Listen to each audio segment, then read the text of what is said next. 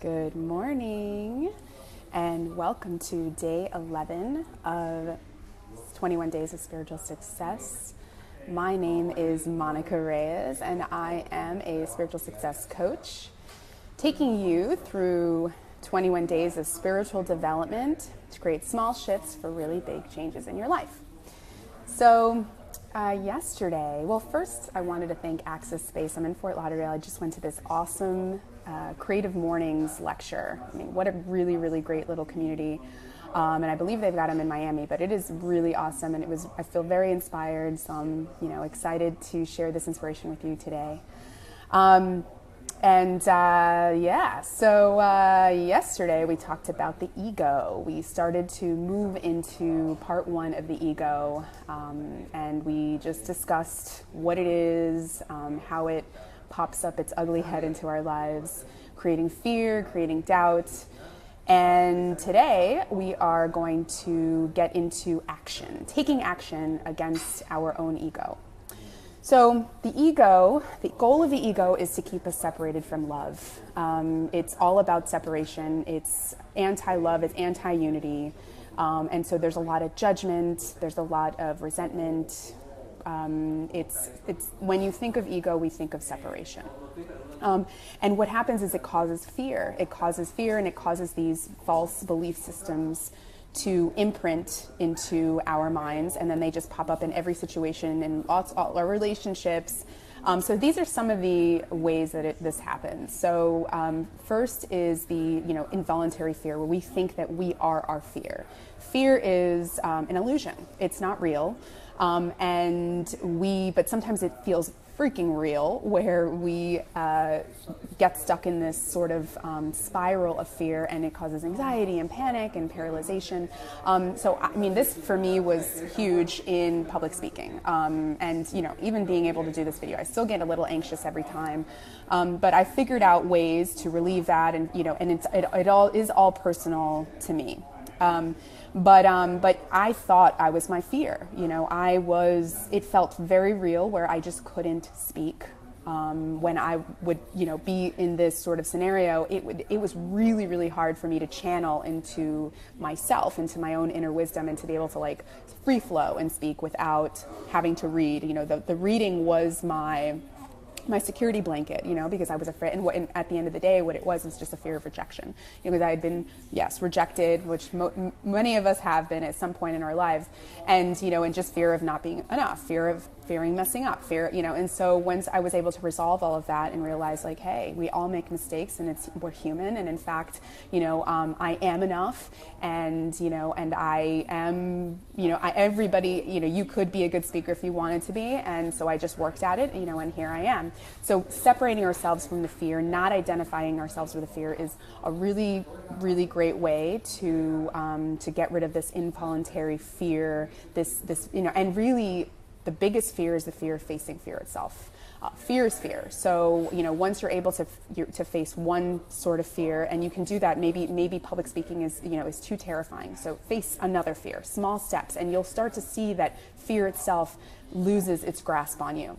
The other type of way that the ego affects you is the fear of the past. So something might have happened in your past that might have, and this happens a lot in relationships. You feel like you've gotten screwed over by every woman on the block, and so now you're terrified of being in love. And then this, the woman of your dreams comes, and you judge her in a way that you kind of treat her as if she's every other woman that you've been with, but she's not, right? She's a brand new woman. It's a fresh slate, actually. And, and so you literally judge yourselves out of this opportunity. You're judging yourself out of love. And, so this is how the ego holds on to you through, the past, terrifying you so that you're afraid to try things new. You're afraid to go forward, afraid to move into opportunities and events and relationships that feed your soul, that would make you thrive, that you really deep down want inside, but you're really just scared. So that's why some of the exercises we did at the very beginning about creativity and looking at things with curiosity are really important here, because it allows you to go into life with no judgment, and instead with curiosity, like a blank slate, and allowing it to be a blank slate, and really, embracing the unknown, which takes me to the next one, fear of the future. This is, a lot, well, entrepreneurs, for me as an entrepreneur, this was a big one, not being afraid, being so afraid of the future, not knowing what's going to happen. But what I realize is the unknown, you make the unknown your best friend, I would rather have it like an infinite amount of choices than the choice that, that you think where something might go wrong, So if you think about it that way, where if you make the unknown your best friend and you make this idea, because like when you believe that something's going to happen, we are powerful enough to make shit happen, all right? So wouldn't it be better, like if there's a 50-50 chance that things may go wrong and things may go right, why would we keep thinking that things are going to go wrong? Like we're going to attract that, so instead, again, like, so when I start to work with clients, one of the first things we start to work on is language, because language is everything. Words are powerful, they carry a vibration, which is why I love mantra so much, and I can tell the difference, for me, so today, every time I talk, I'd say a mantra, I connect myself to some sort of like affirmation, and I try to do that every morning as well, because it really sets you up, for success. But getting back to fear of the unknown, we don't know what's going to happen, and that is a really good thing, because if you knew what was going to happen, number one, life would be so predictable and boring. Number two, if we were in control of our own future, which we technically are, shit would go wrong all the time. But if instead you can look at it like, there's beautiful future awaiting me, and it's unknown, and anything can happen, and you've got your intentions and your goals and your desires and your dreams, and you just let the universe do its thing, you're going to be surprised in a beautiful way, because you're allowing the universe to take you and conspire and work its magic to be able to get you to where you really want to go. The next way that the ego pops into our lives is our self-attack. So we are not nice to each other, nice to ourselves, and sometimes we're not nice to each other either. But it all starts with us. If you want to be kind to others, if you want to love others, you have to start loving yourself. You have to start being kind to yourself first. Self-love is really, really, really important. Loving yourself, and so that's why what we did yesterday was observing our self-talk and just talk in general. Like if you're seeing after yesterday, after observing, that you judge yourself a lot, this is really, really important. So you want to take a look at this. If you're seeing yourself like you're not good enough, or why do you even think you could do this, or you're better than her, or she's better than you, or somewhere along the lines where you're bashing yourself and there's a lot of self-negative talk, it's time to start loving ourselves more, because you cannot teach anybody, you cannot do anything for anybody until you have mastered it, you yourself have worked on that, and I have so many friends that are now thriving and beginning these beautiful relationships, and it all started with self-love, and you can see the progress of first, we all start with not loving ourselves, and because we've forgotten to, in society and culture, and we're set up in that way. But then once you start to love yourself, you start to see these beautiful relationships pop in your life. You start to see that life begins to happen for you, and it just continues this process. Because in fact, we are in all miracles. We really are. There's nothing wrong with you. That you are perfect, and you might think otherwise. But it's this love and acceptance and compassion for yourself. This is where it all begins. The other way that the ego pops up is attacking others. So we, the same way that we judge ourselves, we judge others. I hear this often. She is so judgmental.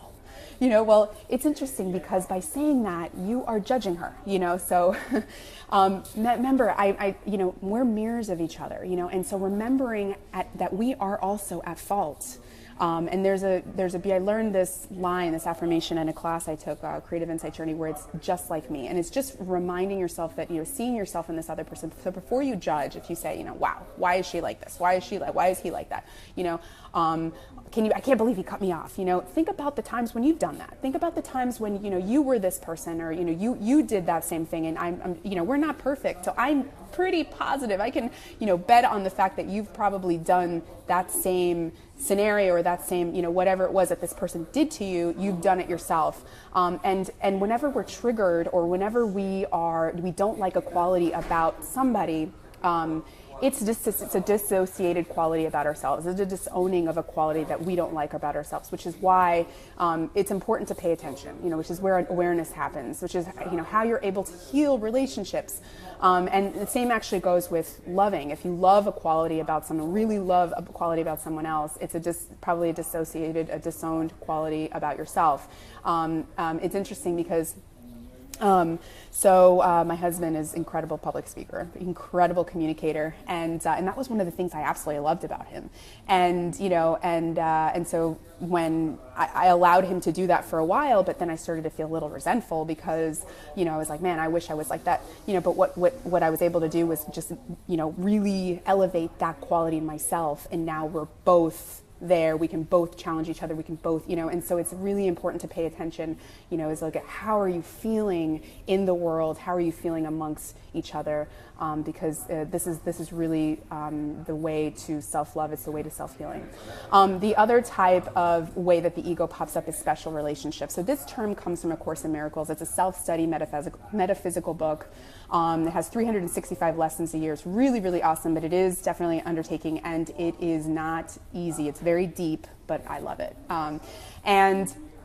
And so special relationships are when you put somebody, like, there's a superiority. You think somebody's better than you, or you think you're better than someone else. I mean, really, it could be either way, and that's all ego. Whenever you feel better than someone, when you're feeling inferior, or when you're feeling superior, that's all ego. So just take note of that, and remember that we are all the same. We are all divine human beings. Sure, maybe somebody seems like they're more intelligent. Like, you can tap into that shit too. Like, this is you have that power, but we don't forget. The more we say, like, oh, I'm not smart enough, I'm a hot mess, I'm not beautiful, I'm this, I'm that, like, yes, you're right. You are that, because you will become that. But if you instead woke up and said, hell yeah, I'm strong, I'm prosperous, I'm awesome, I'm beautiful, that will happen, like, because you really believe it, and so it's just, you just have to, it's all about mindset, it's all about perspective, and it's just so easy to shift that. It's simple, but you just have to work at it, and this is how we're going to take action. So the first thing we do is we recognize, we witness, and this is what we practiced yesterday: witnessing, observing, recognizing. The key to this is no judgment, right? So you might have, if you did the exercise yesterday and you witness and observe, you're like, holy shit, I am judging like a mofo. I am like, and that was for me. I was like, oh my God, like, I'm not who I thought I was. I'm not as like, and even now, it'll pop up in my awareness. It'll pop up in my face, and I'm like, oh, I still got to work on that competitive thing. Still got to work on this. It's still got to work on that. But it's okay. It's okay. This is our baseline. This is our starting point, and you will just see the progress. You have to do it with no judgment, right? You can do it however you want, but this is how I suggest would be to do it with no judgment, with love and compassion, because again, we don't want to criticize ourselves. And I mentioned this in a video before. How would you rather be motivated? Would you rather be motivated through somebody that's critical, or would you rather be motivated with someone with love, right? And so it goes the same way. We abuse ourselves. Like, a lot of times we would not talk to other people the way that we talk to ourselves. So be kind to yourself, be gentle to yourself, because your mind, you're remembering, it feeds you, whatever you feed it, it believes it. And just breathe. Breathe. Like, I gave you a really awesome breathing exercise. It's probably going to be difficult. It was a breath of fire. Just breathe through it. If you find yourself and you're like, and you have a really hard day, just breathe and remind yourself that you're, think love, think compassion, see peace instead of this. So the way that we're going to take action today is, I would love to see if you can do just a few things, and it depends, whichever one. You can pick one, you can do all, whatever resonates with you. So no complaining today, right?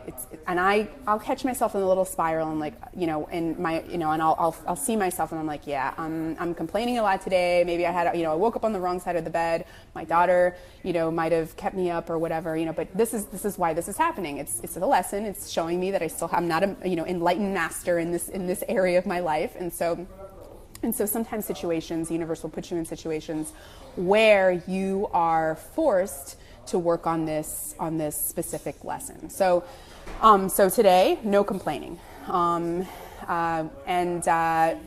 thing we're not going to do is judging. All right, so we judge ourselves out of so much, out of opportunities, out of sales, out of clients, out of love, out of peace.